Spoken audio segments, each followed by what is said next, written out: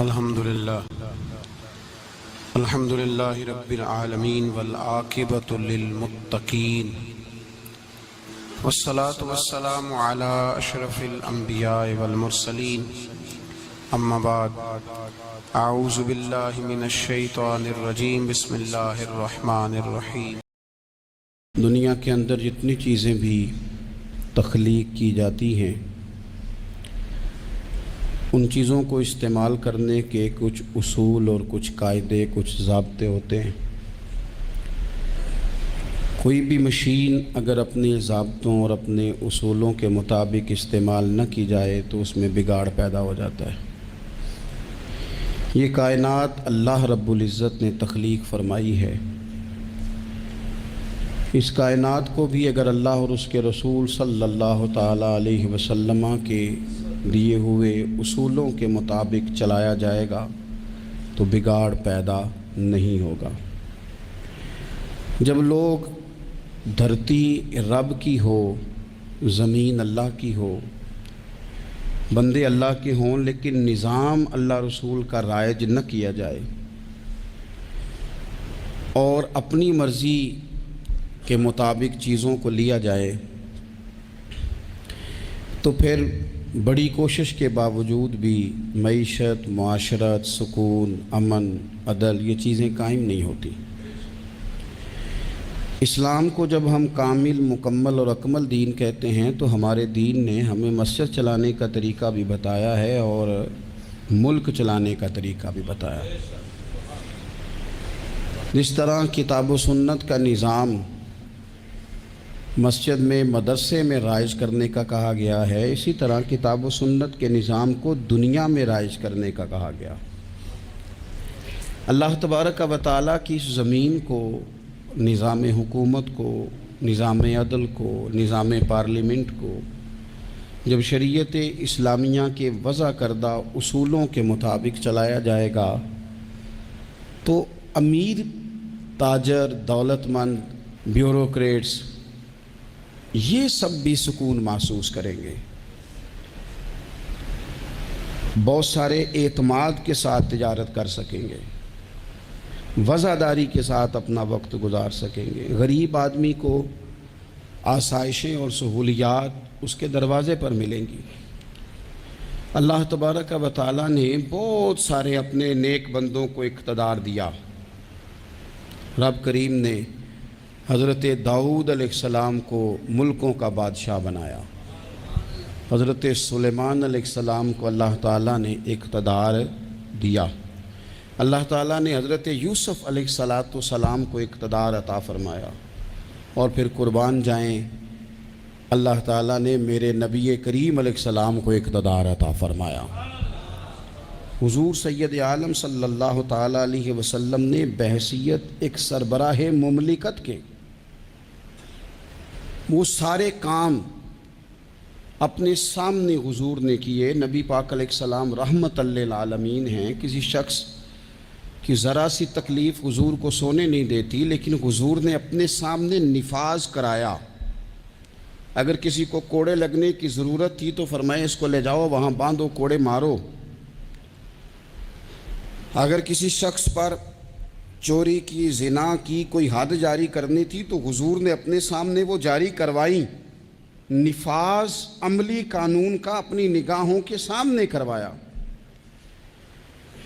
ایک سربراہ مملکت کس طرح سے وقت گزارتا ہے اور اسے کس طرح سے چیزوں کو لینا ہے، یہ ساری چیزیں اللہ کے محبوب علیہ السلام نے ہمیں کر کے، بتا کے، سکھا کے ہمارے لیے دستور چھوڑا۔ ہم نے آہستہ آہستہ آہستہ آہستہ یہ کیا کہ جس طرح عیسائیوں کے پوپ، انہوں نے مذہب کی تشریح یہ کی کہ غاروں میں رہنا ہے، دنیا سے کٹ کے رہنا ہے، یا پنڈتوں اور جوگیوں نے جو مزاج دیا تھا وہ ماحول ہم نے طاری کیا۔ اسلام کو ہم نے جز وقتی بنایا، کل وقتی نہیں بنایا۔ مسجد میں آ گئے تو وضو کر لیا، ٹوپی پہن لی، نظر جھکا لی، تسبیح پکڑ لی، کہا میں مسجد میں ہوں، میں جھوٹ نہیں بول رہا، میں مسجد میں ہوں، میں غلط بات نہیں کر رہا، میں مسجد میں ہوں، میں بددیانتی نہیں کر رہا۔ او خدا کے بندے، جو رب جس طرح مسجد میں دیکھتا ہے مسجد کے باہر بھی اسی طرح ہی دیکھتا ہے۔ اسے نہ اونگ آتی ہے نہ نیند آتی۔ تمہیں ہمہ پہلو نیک ہونے کا کہا گیا۔ اسلام نے اپنے ماننے والوں کو جو جذبات دیے، میں آپ کو بڑی ذمہ داری سے کہتا ہوں، حساس ہو کے بات کرتا ہوں کہ مساجد میں، مدارس میں جب کوئی سیاسی بات کی جاتی ہے تو واقعی بعض لوگوں کو ٹھیک نہیں لگتا۔ کیوں ٹھیک نہیں لگتا؟ وہ اس لیے ٹھیک نہیں لگتا کہ وہ کہتے ہیں یار تھک گئے ہیں سارا دن تبصرے سن کے، وہاں بھی سیاسی باتیں، یہاں بھی۔ یہاں سے ہمیں کوئی خاص روحانی بات سننے کو ملے جو ہمارے دل کے سکون کا باعث بنے، کوئی خاص تازگی والی بات سننے کو ملے۔ لیکن میں آپ کو یہ بھی بڑے احساس کے ساتھ بات عرض کرتا ہوں، یہ جذبہ غلط نہیں ہے۔ کچھ لوگوں کا یہ جذبہ تنقید کا ہوتا ہے، اس کی بات نہیں کرتا، لیکن کچھ کہتے ہیں نہیں ہم تو روحانی تازگی کے لیے، ان کی بات بھی ٹھیک ہے۔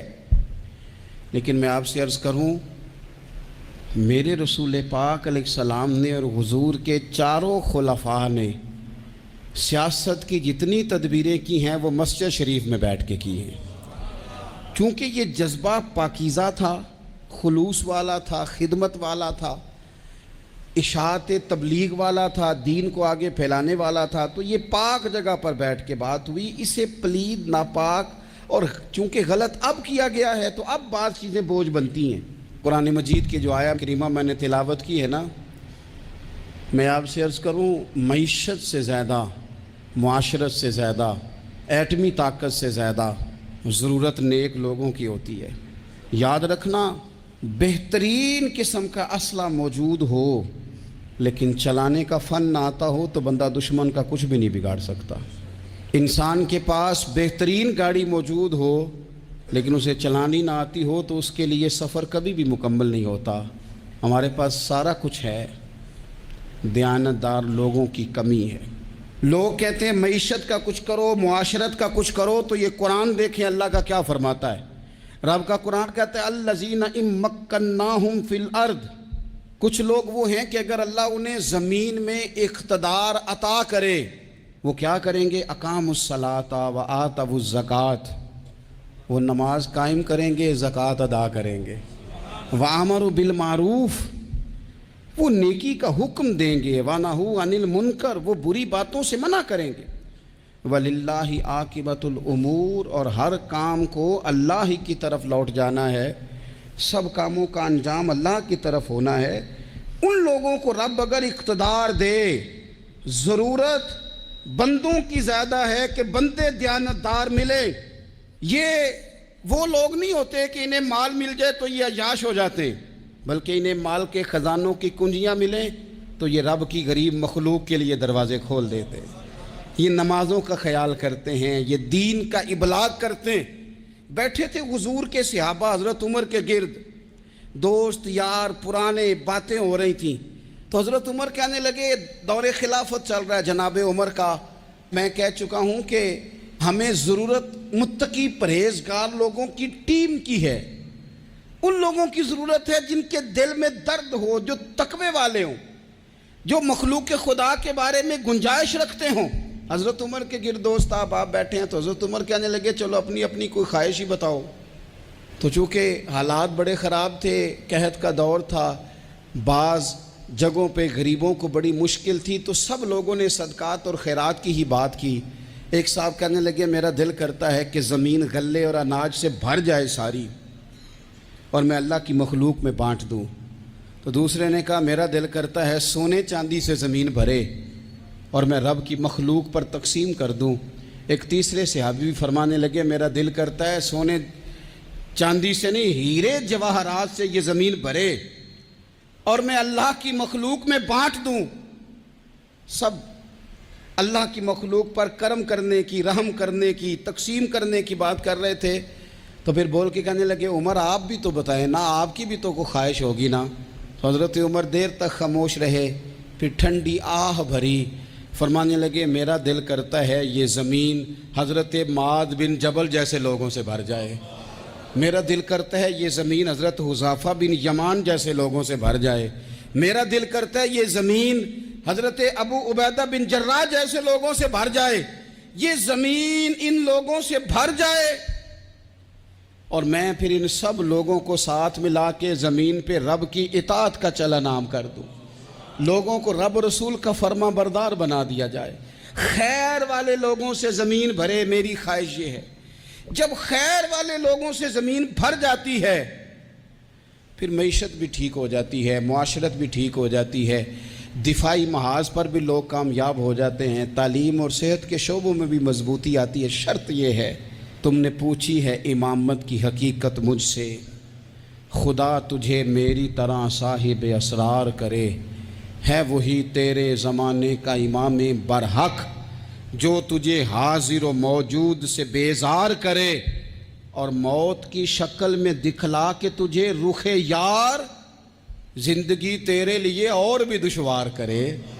وہ لوگ جو مضبوطی لائیں معاشرے میں، جن کا علم، بردباری، تقوی، یہ چیزیں مضبوطی، ہمارے ہاں کوئی منصوبہ بندی نہیں، جن بیچاروں کے کشکول کل پھیلے تھے ان کے آج بھی پھیلے ہیں۔ کسی بھی اشارے پر 2 منٹ کے لیے بریک لگتی ہے تو 4 بھکاری آپ کی گاڑی کا شیشہ بجاتے ہیں۔ اب بعض اشاروں پر، ٹول پلازوں پر لکھ کے لگا دیا گیا ہے یہ پیشہ ور بھکاری ہیں، ان کو خیرات نہ دیں۔ لیکن میرا سوال یہ ہے کہ ان سارے بھکاریوں کو ایک جگہ پہ کھڑا کر کے پوچھنا کس نے ہے کہ تم بھیک کیوں مانگ رہے ہو؟ ان کے گھروں تک ان کے ساتھ کس نے جانا ہے؟ کون آدمی ہے جو جا کے ان سے کہے گا کہ جناب تم کیوں خیرات کے لیے کھڑے ہو، تمہاری مجبوری کیا ہے؟ کہ ریاست کی، حکومت کی، تاجر کی، مالدار کی، تگڑے آدمی کی یہ ڈیوٹی نہیں؟ ان تک رسائی کس نے حاصل کرنی ہے؟ وہ بیوہ جو پچھلے سال دروازے پہ زکوٰۃ لینے آئی تھی وہ اس سال بھی آئی ہے، وہ خاتون جسے پچھلے سال آٹے کا تھیلا دیا تھا وہ اس سال بھی آئی ہے، وہ خاتون جو پچھلے سال 4 بچوں کو ساتھ لے کر کے چھوٹوں کو آئی تھی وہ آج بھی اسی طرح کشکول طلب دراز کیے ہوئے ہے۔ اور حضرت عمر کیا فرماتے ہیں؟ سیدنا فاروق اعظم رضی اللہ تعالیٰ عنہ ارشاد فرماتے ہیں، اس کو امام بہقی نے اور امام سیوطی نے نقل کیا ہے، حضرت عمر فرمایا کرتے تھے کہ اگر میں زندہ رہا تو عراق والوں میں تمہاری بیواؤں کے لیے ضرورت کا اتنا سامان کر جاؤں گا کہ بی بی جب تک زندہ رہے گی کسی کی محتاج نہیں ہوگی۔ اس کے لیے اس طرح کے اسباب پیدا کر دیے جائیں گے کہ اسے حاجت نہیں ہوگی، اس کے لیے مستقل بنیادوں پر اس کے اخراجات دیکھ کر اس کے لیے اہتمام کر دیا جائے، اسے دوبارہ کشکول طلب دراز کرنے کی ضرورت نہیں پڑے گی۔ ایک صحابی تھے حضرت جناب سیدنا خفاف بن ایما غفاری رضی اللہ تعالیٰ عنہ، انہوں نے بڑا کردار ادا کیا تھا میدان احد میں، انہوں نے اور ان کے صاحبزادے نے۔ تو ان کی بیٹی ایک دن حضرت عمر کے پاس آئی، اب وہ بیٹی بیاہ کے جا چکی تھی، اس کی شادی ہو گئی تھی۔ حضرت خفاف بن ایما رضی اللہ تعالیٰ عنہ کی صاحبزادی اپنے سسرال چلی گئی تھی، وہاں اس کا خامد انتقال کر گیا، وہ خاتون واپس آ گئی، وہ حضرت عمر سے ملی، بیوہ عورت۔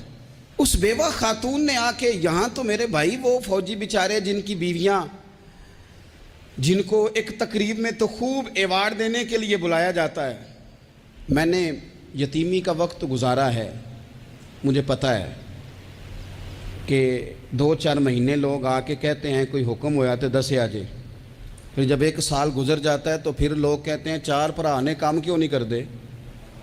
تو ایسے تو نہیں نا کہ ابا ایسے ہی چلا گیا تھا، بڑا کچھ دے کے گیا ہے، کدھر ہے فلانی چیز؟ لوگوں کا نظریہ تھوڑے عرصے کے بعد اور ہو جاتا ہے۔ آپ نے بڑے بڑے شہداء کے گھروں میں ایوارڈ تو دیے، کیا کبھی آپ نے پلٹ کر دوبارہ غور کیا کہ ان کے بچے کہاں ہیں؟ ان کی بیوہ کس حال میں ہے؟ وہ زمانے کی تیز دھوپ اور تیز آندھی کا مقابلہ کیسے کر رہے ہیں؟ بغیر باپ کے جو انسان کو کھلے آسمان تلے وقت گزارنا پڑتا ہے وہ کتنا کو مشکل ہوتا ہے، وہ کس طرح ٹائم گزار رہے ہیں، یہ کبھی سوچا لوگوں نے؟ یہاں تو نرنگیے سیاست دوراں تو دیکھیے منزل انہیں ملی ہے جو شریک سفر نہ تھے، جو نکلے ہی نہیں تھے وہ منزل تک پہنچ گئے، اور جنہوں نے جوانیاں گزار دی وہ رستے میں رہ گئے۔ حضرت خفاف بن ایما کی صاحبزادی بیوہ ہو کے آ گئیں، بچے ساتھ تھے، سرے راہ جناب عمر سے ملی اور مل کے کہنے لگی حضور میں اس صحابی کی بیٹی ہوں جنہوں نے احد والے دن اپنے بیٹے کے ساتھ مل کے معاشرہ کیا تھا. بچے میرے یتیم ہو گئے ہیں، میں بیوہ ہوں. حضرت فاروق اعظم رضی اللہ تعالیٰ عنہ نے فہرست نہیں مانگی، خرچے کی ڈیٹیل نہیں مانگی. تم آنا، فلانے سے ملنا، پرسوں 9 بجے آ جانا دفتر، یہ کوئی بات نہیں کی. حضرت عمر غور سے کھڑے، اس بیٹی کی بات سنی. چھم چھم سیدنا فاروق کی آنکھوں سے آنسو گرے، دوڑ کے گھر گئے. ایک اونٹ نکالا، وہاں سے مال غنیمت کا مال کے بھر کے 2 بوریاں، اور بوریوں میں کیا تھا؟ چاندی بھی تھی، نقدی پیسے بھی تھے، کچھ ضرورت کا سامان بھی تھا، غلہ بھی تھا. 2 بوریاں بھر کے اونٹ پہ رکھ کے خود لگام اس بیٹی کے ہاتھ میں تھما کے کا پتر سامان بھی تیرا ہے، اونٹ بھی تیرا ہے. اور یہ نہ سمجھنا یہی کچھ تجھے دیا ہے، جب یہ ختم ہوگا تو رب تیرے لیے اور بندوبست فرمائے گا. کیا مانا؟ کہ ڈیوٹیاں لگا دی گئی ہیں، ہمیں پتہ ہے یہ سامان کب تک ختم ہو جائے گا، پیسے کب تک ختم ہو جائیں گے، تیرے لیے میں نے نئے حکم بھی جاری کر دیے ہیں. ایک شخص نے کہا حضور ایک بیوہ کو آپ نے کچھ زیادہ ہی نہیں دے دیا؟ یہاں لوگ سیاسی تقسیم نہیں کرتے، تھوڑا کام والے کو دے دو، تھوڑا چوکیدار کو دے دو، تھوڑا گلی محلے میں دے دو، تھوڑا رشتہ داروں میں دے دو، سب ہمارے احسان کے نیچے رہیں گے. کہا ایک ہی خاتون کو آپ نے اتنا نہیں دے دیا. تو حضرت عمر ناراض ہو گئے، فرمانے لگے تجھے تیری مار ہوئے، میری نظروں میں آج بھی وہ جلوہ موجود ہے جب اس کا باپ اور بھائی میدان احد میں کافروں کے خلاف لڑائی کر رہے تھے، آج تک میری نظر میں موجود ہے. تو کہتا ہے میں نے زیادہ دے دیا. اولاد کسے نہیں پیاری ہوتی؟ بچوں کو دیکھ دیکھ کے بندہ کلیجہ ٹھنڈا کرتا ہے، اولاد کو دیکھ دیکھ کے آنکھوں کو سکون ہوتا ہے، انسان کی طبیعت شاش بشاش ہوتی ہے. حضرت عمر وظیفہ لگانے لگے تو حضور کے گھر میں خدمت کرنے والے حضرت اسامہ بن زید کا وظیفہ ڈبل لگایا اور اپنے بیٹے عبداللہ ابن عمر کا وظیفہ سنگل لگایا. تو حضرت اسامہ بن زید کہنے لگے ابا جی میں نے تو ہجرت بھی کی، جہاد بھی کیا، اسامہ تو ان دنوں بچے تھے. تو حضرت سیدنا عمر فاروق جواب میں کہنے لگے پتر اسامہ کے والد زید نے بھی حضور کے گھر میں نوکری کی، اسامہ بھی نوکری کر رہا ہے. حضرت عمر کی شان کیا ہے زمانہ جانتا ہے، پر پھر بھی حضرت عمر فرمانے لگے تو نے اپنے باپ کے ساتھ ہجرت کی، فرمایا ان کی خدمت زیادہ ہے حضور کے گھر میں، لہذا ان کا وظیفہ بھی زیادہ لگایا جائے گا. ہمارے ہاں ہم نہ میرٹ کرنا چاہتے ہیں پر دوسروں کے لیے، اپنے اوپر کسی میرٹ کو ہم قابل قبول بالکل نہیں. یعنی میں سودا خالص لینا چاہتا ہوں دکان سے، تو آپ بتائیں آپ جو سودا بیچتے ہیں وہ خالص ہی بیچتے ہیں؟ آپ کو تو خالص چاہیے لیکن آپ بھی تو کچھ نہ کچھ بیچتے ہیں، آپ کا خالص ہے. اگر آپ خالص بیچ رہے ہیں تو انشاءاللہ ملے گا بھی خالص. چادریں آئی تھی مال غنیمت میں، ڈھیر ساری چادریں، ڈھیر ساری. حضرت عمر نے صحابہ کرام علیہم رضوان کی ازواج پر، صحابیات پر وہ چادریں تقسیم کر دی. ایک چادر بڑی خوبصورت نکلی اندر سے، تو سب کہنے لگے حضور یہ نا خاتون اول کے لیے سوٹ کرے گی، آپ کی اہلیہ کے لیے سوٹ کرے گی، کبھی آپ گھر لے جائیں نا، یہ سب سے بہتر ہے. تو یہ حضرت عمر کی بالغ نظری ہے. وہ کیا بندہ ہوا جس کی ہر جگہ نظر ہی نہ ہو؟ حضرت سیدنا عمر فاروق رضی اللہ تعالیٰ عنہ کہا جناب یہ چادر بڑی حسین ہے، آپ کے گھر والوں پہ جچے گی. تو حضرت عمر فرمانے لگے نہیں، ایک صحابیہ ہیں حضرت ام سلیت رضی اللہ تعالیٰ عنہ، انہیں بلاؤ، یہ چادر انہیں دوں گا. حضور اس خاتون کو یہ چادر دینے کی وجہ بھی تو بیان کریں. تو حضرت عمر فرمانے لگے جب احد میں ڈھیر سارے لوگ زخمی ہو گئے تھے اور بھگدڑ مچ گئی تھی اور حالات خراب ہو گئے تھے، تو فرمایا میں نے اپنی آنکھوں سے دیکھا کہ اس ایمرجنسی کی حالت میں بھی جناب ام سلیت مشکیزہ پکڑ پکڑ کے زخمیوں کو پانی پلا رہی تھی. اس خاتون کی خدمات ہیں امت کے لیے، اس نے ڈیوٹی کی ہے صحابہ کے لیے، لہٰذا اس عورت کا زیادہ حق بنتا ہے کہ اس کو یہ اعزاز دیا جائے. میرٹ کی بنیاد پر تقسیم ہوگی، رشتہ داری کی بنیاد پر، تعلق کی بنیاد پر نہیں ہوگی. اس کا حق زیادہ بنتا ہے، اس کا درجہ زیادہ بنتا ہے، خدمات زیادہ ہیں. اس نے اپنی ڈیوٹی زیادہ اچھے طریقے سے سر انجام دی ہے. جب تک چیزیں آپ وسعت قلبی نہیں لاتے اپنی طبیعت میں، جب تک آپ گنجائش زیادہ پیدا نہیں کرتے، اتنی دیر تک حالات اس طرح کے نہیں ہوتے. پھر ایک اور مصیبت بن گئی ہے، وہ مصیبت ہے لیول کی. یہ کام میرے لیول کا نہیں. جب آپ اپنے لیول سے نیچے اتریں گے، پروٹوکول سے ذرا نیچے اتریں گے اور چھوٹی چھوٹی باتوں پر خود توجہ دیں گے، چھوٹی چھوٹی چیزوں پر. حضرت عمر جمعہ پڑھا رہے تھے، ایک صحابی دیر سے آئے.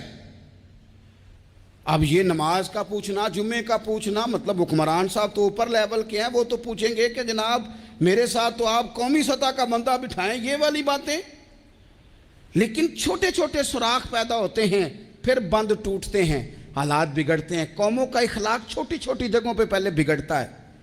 چھوٹی چھوٹی جگہوں پہ بچہ پہلے چھوٹی چوریاں کرتا ہے، خدا معاف فرمائے اگر اسے روکا نہ جائے، پھر وہ بڑی جگہوں پہ جا کے حالات خراب کرتا ہے. حضرت عمر فاروق ایک صحابی دیر سے جمعہ پڑھنے آئے تو حضرت عمر نے بعد میں بلا لیا. فرمایا تم اتنے سمجھدار آدمی ہو کہ اگر جمعے میں دیر سے آؤ گے تو باقی لوگوں کا کیا بنے گا؟ تو وہ صحابی آگے سے کہنے لگے مجھے پتا تھا آپ نے پوچھنا ہے، اور میں تو کہیں کام میں مصروف تھا امیر المومنین، میں تو دوڑا آیا ہوں، میں تو غسل بھی نہیں کر سکا، وضو کر کے مسجد میں آ گیا ہوں جمعہ پڑھنے. تو حضرت عمر فاروق ان کی بات سن کے خوش ہوئے، فرمانے لگے رب تیرا بھلا کرے، اس طرح کرنا، آئندہ جمعہ پڑھنے آنا تو غسل کر کے آنا. میرے نبی پاک نے غسل کرنے کا ارشاد فرمایا جمعے والے دن، غسل کر کے آنا. ان باتوں کا بھی، یعنی حکومت کے قومی معاملات اور عالمی نقطہ نظر بھی ان کے ذہن میں ہے، اور یہاں تک جو باریک چیزیں یعنی حضرت عمر فاروق گزر رہے تھے تو کسی باغ کے کونے میں کھڑے ہو کے کچھ بچے چھوٹے چھوٹے بچے وہ کھجوریں اکٹھی کر رہے تھے. تو حضرت عمر نے کہا کس کے باغ میں لگے ہوئے ہو؟ سب بچے دوڑ گئے. تو حضرت سنان بن سلمہ فرماتے میں ابھی چھوٹا تھا، میں کھڑا ہو گیا تو میں نے کہا حضور ہم نے توڑ کے نہیں کھجوریں کھائیں، گری ہوئی کھائی ہیں، اور آپ کو پتہ ہے جو رستے میں گر جائیں وہ اٹھانی ناجائز نہیں ہوتی، تو حضور یہ گری ہوئی کھجوریں کھائی ہیں. تو کہتے ہیں حضرت عمر فاروق بچے کی بات سن کے کہنے لگے رب تیرا بھلا کرے، تو نے صحیح بات کی طرف میری توجہ کرا دی ہے، اللہ تیرا بھلا کرے. اور پھر حضرت عمر رضی اللہ تعالیٰ عنہ اس چھوٹے سے بچے کے پاس کھڑے ہو گئے. کون؟ کس کے پاس؟ نہیں خواب تو نہیں دیکھ رہے میں اور آپ. حکمران وقت 22 لاکھ مربع میل کا حکمران بچے کے پاس کھڑے ہو گئے، چھوٹے بچے کے پاس. دکان پہ غریب آدمی چڑھ آئے نا، دکاندار صاحب اللہ ماشاءاللہ ان کا مزاج خراب ہو جاتا ہے. وہ تیسری چیز کہ نا وہ والی دکھاؤ تو کہتے لینیاں تے لے تو جا، اور اگر تگڑا بندہ آ جائے تو کہتے ہیں جناب آپ اس طرح کریں نشاندہی کر دے، میں انشاءاللہ خرید کے لا کے پیش کر دوں گا. مزاج بدل جاتا ہے. غریبوں کے پاس، چھوٹوں کے پاس، عام آدمی کے پاس آپ جائیں. ہمارے حکمرانوں کا غریب آدمی سے گیپ بہت زیادہ ہے، پیروں کا غریب آدمی سے گیپ بہت زیادہ ہے، بڑے علماء کا عام آدمی سے گیپ زیادہ ہے، تاجروں کا عام آدمی سے گیپ زیادہ ہے، شیشے کے بڑے بڑے محلات میں سوسائٹیوں میں بسنے والوں کا غریبوں سے گیپ زیادہ ہے. اس لیے امیر غریب کی تفریق بڑھ گئی ہے، حالات اور طرح کے ہو گئے. بعض غربا امیروں سے نفرت کرنے لگ گئے. ہماری شادی بیاہ تقریبات افطاریاں ان میں ہم اپنے لیول کے لوگ بلاتے ہیں جن سے ہمیں کاروباری ضروریات وابستہ ہوتی ہیں. ہم نے اس طرح کا ماحول بنایا، اس کا نقصان یہ ہوا ہے کہ معاشرے میں کئی قسم کی سوچیں پنپنے لگی ہیں، وسوسے غالب آنے لگے. بعضوں کا تنگ آمد بجنگ آمد، جب غریبوں کے بچے زیادہ تنگ آتے ہیں پھر ہتھیار اٹھاتے ہیں، پھر قلم چھوڑ دیتے ہیں. سوچنے کی ضرورت ہے ملک میں کہ برائی جنم لیتی کہاں سے ہے. یہاں تک اتر کے حضرت عمر فاروق ان لوگوں سے پیار کرتے. اب وہ بچے نے بات سنا دی حضرت سنان بن سلمہ نے، تو جناب عمر فاروق سے بچے نے فٹافٹ ایک اور فرمائش بھی کر دی. کہنے لگا حضور میں نے کھجوریں زیادہ جمع کر لی ہیں، وہ میرے دوست سارے بھاگ گئے ہیں آپ کو دیکھ کے، اب میں جب جاؤں گا نا تو کھجوریں میرے حصے کی ہیں، ہوں میں غریب بچہ، ماڑے گھر سے تعلق ہے، وہ میری کھجوریں چھین لیں گے. حضرت عمر کے ساتھ سپاہی بھی تھے، سارا کچھ بھی تھا. حضرت عمر نے بچے کا بازو پکڑا، فرمایا چل میں تجھے تیرے گھر چھوڑ کے آتا ہوں. حضرت عمر اس غریب کے دروازے پہ دستک دے کے کہا تیرا پتر تھا، پکڑ کے اس لیے لایا ہوں کوئی امیر زادہ اس غریب کے بچے کو تنگ نہ کر سکے، اللہ کوئی ایک بھیجنا۔ حضرت فاروق اعظم کا ماننے والا جو غریب کے بچے کا بازو تھامے اور اسے کہے کہ کوئی امیر زادہ اس پر ظلم نہیں کرے گا، کوئی اسے تھپڑ نہیں مارے گا، کوئی اس کے حصے کے نمبر نہیں لے گا، کوئی اس کی جگہ رشوت دے کے نوکری پہ نہیں بیٹھ جائے گا، کوئی اس کی جگہ پیسے دے کے آگے نہیں بڑھ جائے گا، کوئی آئے نا جو اشک شوئی کرے، جو آنسو پونچھے لوگوں کے۔ لیکن یہاں تو منزل انہیں ملی ہے جو شریک سفر نہ تھے۔ میرے عزیزو، اس نہج پر دین نے ہمیں اسباق پڑھائے، اس نہج پر۔ حضرت عمر چھوٹی چیزوں کا، مسجد نبوی شریف میں آپ نے دیکھا دو لوگ اونچی آواز میں بات کر رہے ہیں، تو حضرت عمر نے فرمایا انہیں بلا کے لاؤ۔ بلا کے لایا، فرمایا تمہیں پتہ نہیں یہ حضور کی مسجد ہے؟ لا ترفعوا اصواتکم فوق صوت النبی، اے پائے نظر ہوش میں آ، یہ کوہ نبی ہے، آنکھوں سے بھی چلنا یہاں بے ادبی ہے۔ پتہ نہیں وہاں سارے نعرے ہی غلط ہیں، کسی کے مرد آباد کا نعرہ ہو تو وہ بھی غلط، اور کسی کے زندہ آباد کا نعرہ ہو تو وہ بھی غلط۔ وہاں ایک ہی نعرہ صرف اچھا لگتا ہے، وہ کیا ہے؟ یا رسول اللہ انظر حالنا، یا حبیب اللہ اسما۔ وہاں ایک ہی نعرہ اچھا لگتا ہے کہ سونے آ گئے ہیں، نظر کرم ہو جائے، یا رسول اللہ پہنچ گئے ہیں، روزے دے دوالے نے غلامہ دیاں ٹولیاں، او ویکھو ایک پہ سن دے کروڑاں دیاں بولیاں۔ وہاں یہی نعرہ اچھا لگتا ہے، لب واہ ہیں، آنکھیں بند ہیں، پھیلی ہیں جھولیاں۔ کتنی مزے کی بھیک تیرے پاک در کی ہے، اور قربان جاؤں اپنے امام پر، اس قلم پہ واری جس سے وہ لکھا کرتے تھے۔ کہنے لگے کعبے کا نام تک نہ لیا، طیبہ ہی کہا، پوچھا جو تھا کسی نے کہ عظیمت کدھر کی ہے، ان کے طفیل حج بھی خدا نے کرا دیے، ورنہ اصل مراد حاضری تو اس پاک در کی ہے۔ تو حضرت فاروق اعظم رضی اللہ تعالیٰ عنہ نے ان دو لوگوں کو بلایا اور بلا کر کے فرمانے لگے کہاں کے رہنے والے ہو، کہاں سے آئے ہو؟ انہوں نے کہا جی ہم طائف کے رہنے والے ہیں۔ فرمایا تمہیں پتہ نہیں یہ نبی پاک کا روزہ ہے، حضور کی مسجد ہے، یہاں آواز اونچی نہیں کرتے، تمہیں خبر نہیں؟ اور پھر حضرت عمر فرمانے لگے اگر تم مدینے کے رہنے والے ہوتے تو میں تمہیں کوڑے مارتا، میں تمہیں سزا دیتا، تمہیں پتہ نہیں کہ کس طرح کا مزاج اور ماحول ہونا چاہیے۔ تو حضرت فاروق اعظم رضی اللہ تعالیٰ عنہ کی جو خدمات ہیں، آپ تو بازاروں میں جب جاتے تھے نا تو فرماتے تھے ہمارے بازار میں صرف وہ بندہ آ کے کام کرے جو دین کا علم جانتا ہے، جسے تجارت کے اصول پتہ ہیں وہ آئے، دوسرے کو بیٹھنے نہیں دیتے تھے۔ اپنے مزاج کے لحاظ سے، اپنی طبیعت کے لحاظ سے مخلوق کے لیے دلوں میں نرمی رکھتے تھے، مزاج میں نرمی۔ ایک بات آپ نے کئی دفعہ سنی ہوگی، میرا بڑا دل کرتا ہے پھر سے اس کو دہراؤں، میں نے اسے سینکڑوں بار پڑھا ہے۔ جب طبیعت پوری بے چین ہوتی ہے اور اپنی ذمہ داریوں کا احساس کرنے کو دل کرتا ہے نا، تو پھر خیال آتا ہے کہ ہم بھی پڑھیں ذرا ان چیزوں کو، بار بار پڑھتا ہوں تاکہ احساس ذمہ داری پیدا ہو۔ آپ کے غلام اسلم فرماتے ہیں رات کو میں اور جناب عمر نکلے تھے تو ایک مکان میں ہم نے دیکھا کہ ایک عورت نے نا، اس کے بچے بار بار شور کر رہے ہیں اور وہ کچھ پکا رہی ہے، آواز آ رہی ہے۔ تو حضرت عمر نے دروازے پہ دستک دی، کون ہے دروازے پہ؟ کہا میں ایک غلام ہوں۔ حضرت عمر کہتے ہیں غلام ہوں، بہن کیا مسئلہ ہے، بچے کیوں رو رہے ہیں؟ تو بی بی کہنے لگی تمہیں کیوں بتاؤں، جاؤ نا اپنا کام کرو۔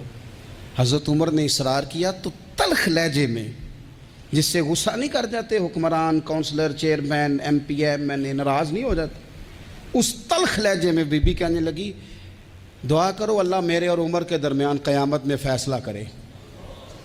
کیسا حکمران ہے کہ اس کی حکومت میں میرے بچے بھوکے سوتے ہیں، یہ میں نے پانی میں روڑے ڈال کے چڑھائے ہیں، لیکن یہ پیٹ کی بھوک یہ بڑی ڈاڈی ہوتی ہے، یہ نیند بھی نہیں آنے دیتی۔ خیال تھا رو دو کے سو جائیں گے، پر سو بھی نہیں رہے۔ حضرت فاروق اعظم دوڑے گئے، گھر سے سامان، اناج، غلہ کندھے پہ رکھا۔ خادم کہتے ہیں میں نے کہا کہ مجھے دے دیں۔ فرمانے لگے چل تو وعدہ کرنا قیامت میں بھی میرے بوجھ اٹھائے گا۔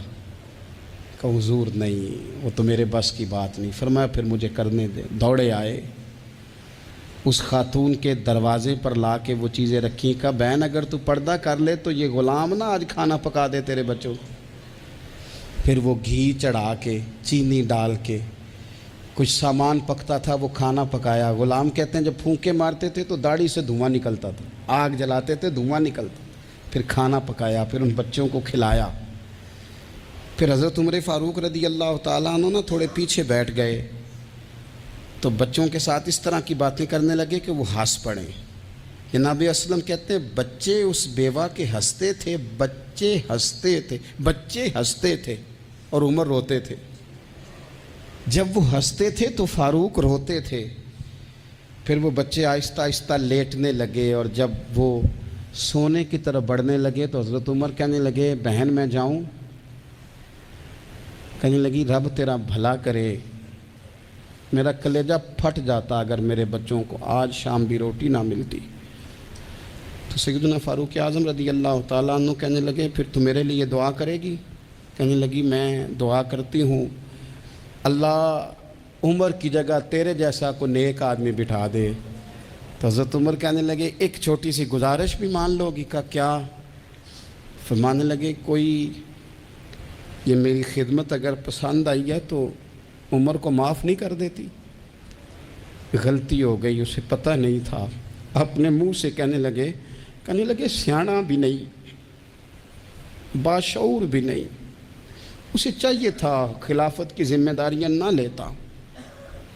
لیکن حضرت صدیق نے کہا تو وہ مان گیا، لیکن بہن میں اسے جانتا ہوں، بزدل بڑا ہے، کمزور بڑا ہے، ضعیف بڑا ہے، اگر تو قیامت میں اس کی شکایت لگائے گی تو بڑا کمزور پڑ جائے گا، اس کے لیے مشکل ہو جائے گا۔ تو کہنے لگی اچھا اگر تو اتنی سفارش کرتا ہے تو جا، میں نے عمر کو معاف کیا۔ حضرت فاروق اعظم نے چہرے سے کپڑا ہٹایا تو بی بی کہنے لگی اوہو آپ عمر ہیں؟ تو آپ فرمانے لگے میں جو بھی ہوں تو وعدہ کر چکی ہے کہ تو نے عمر کو معاف کیا۔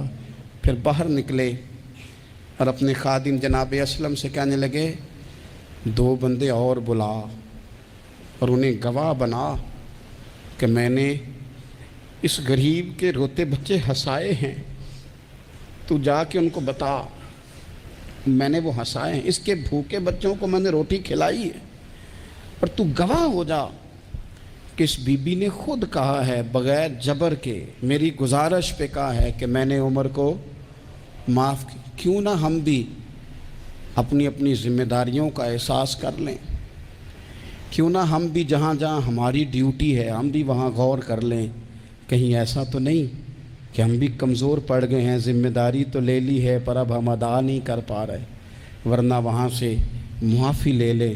اللہ تعالیٰ سیدنا فاروق اعظم کا فیضان عطا کرے۔ آخر دعوایا ان الحمدللہ۔